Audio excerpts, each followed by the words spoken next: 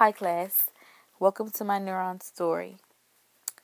The neuron story that I'm using is based off the previous neuron story introduction where we used cells A, B, and C that we learned previously in class, and this is basically part 2. But before I wanted to get started, I just wanted to remind you all exactly what a neuron is. And a neuron is a cell used to transmit information throughout the body. It has a receiving and a sending end. So this first slide basically describes what a network is, and we learned what a network is previously. And here is the neuron with the two synapses, the pre- and postsynaptic membrane, one near the dendritic arborization of cell B and one near the axon terminal of cell B. Here you can see where I've circled it at. Okay, and as we know, in the first part, an event is going to happen. The first thing that is going to happen is, it's 4 main parts that's going to happen. But the main focus that we have is the neuron transmitter, where it is released from cell A to cell B and binds the postsynaptic receptor. Then we have the cytoplasm and the interstitial fluid of the neuron. The cytoplasm and the interstitial fluid contains ions, where it's fluids inside and out.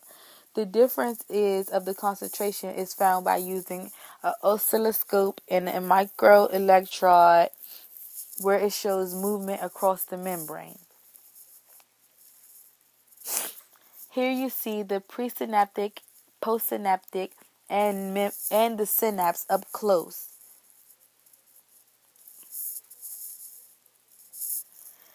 The synaptic vessels is emptying into the synapse in this picture, as you can see where the blue dots are coming from into the synapse, binding the postsynaptic receptor and the dendrites of cell B. I'm going to show you a closer view of the presynaptic and postsynaptic membrane, which is made from the lipid bilayer. And outside is the inner fluid, where you see it's green, and inside is the cytoplasm, where you see it's purple. And the membrane in between the two is the lipid bilayer, which is expanded by the receptor. And the purple T that you see up here near the inside, on the outside where the green is a T that stands for transmitter. And once it binds, the receptor will open.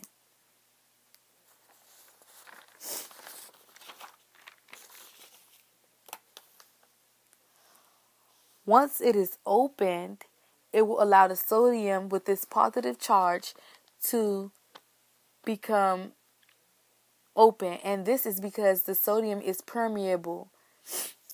And this comes from osmosis, which dictates what goes down into the concentration gradients and the electrostatic pressure. Both of these are forces. Here you see this is a schematic representation, and on the outside of the cell is at rest, which is at 70 millivolts, and this is seen from the oscilloscope. Sorry about that. Here you see where I have an oscilloscope drawing, and this shows where it has negative 70 millivolts. And if the neurotransmitter is binded and the receptor is open from sodium, then sodium enters the cell and the oscilloscope drawing will change and will begin to rise, as you can see here in the next picture where I have drawn where you can see it about to go in. This is known as the EPSP. The EPSP is registered depolarization of the cell due to the more positive sodium entering. As you can see where I also have it here, entering inside of the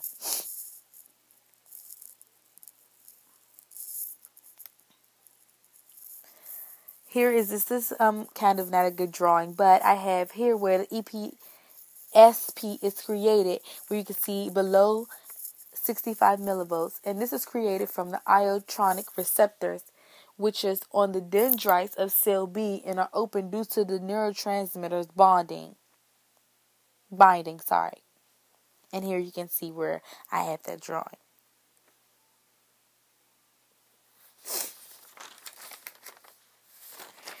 Here where you see a lot of the green from cells around cell B is a lot of the neurotransmitters that you have from summation. And this is the effect of the EPSPs adding positivity. And here you can see a negative 65 millivolts from the spatial summation, which comes and initiates the action potential. The action potential is something very important. Here you can see the action potential is formulating the threshold of excitation, which is located at the axon hillock and at a small electrical potential, causing the voltage gated channels to open. Once it hits 65 millivolts, the threshold is reached and initiation of acting potential is generated from rest because the summation from the many EPSPs.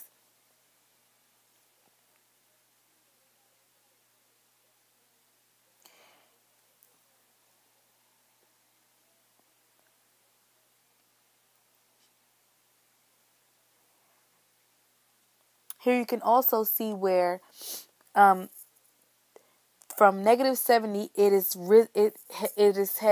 so much, the sodium has so much power that it made it go up to a positive 55, which is called a massive depolarization. And this is from sodium. And basically this is when the sodium is at its equilibrium, forcing the potassium to open.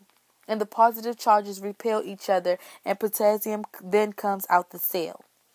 Here in the action potential, you see a hyperpolarization where you can see the steep hill inside of on this graph. And this is when the hyperpolarization comes. Sodium and potassium then pumps the cell, which brings the cell to rest.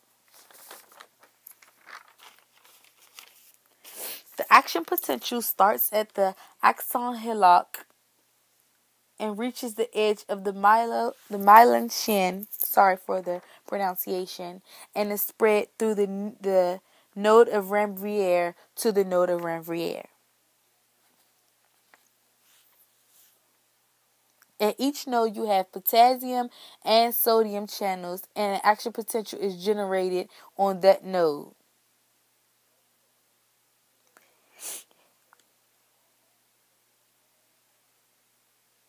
This is just a closer graph of what is going on with these gated channels.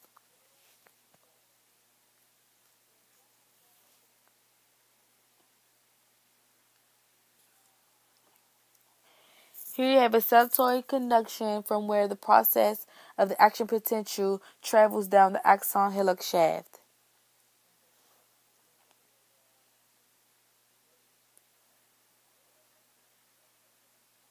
Causing a rapid depolarization.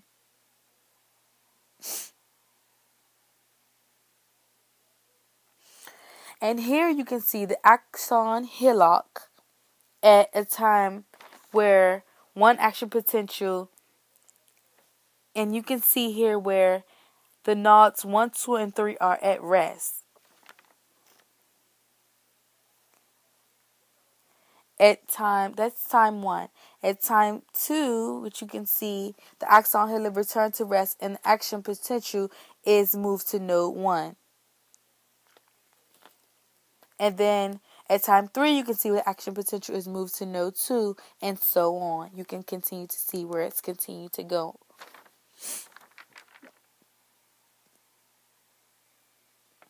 Here is where you see that the axon potential has reached the terminal button of cell B.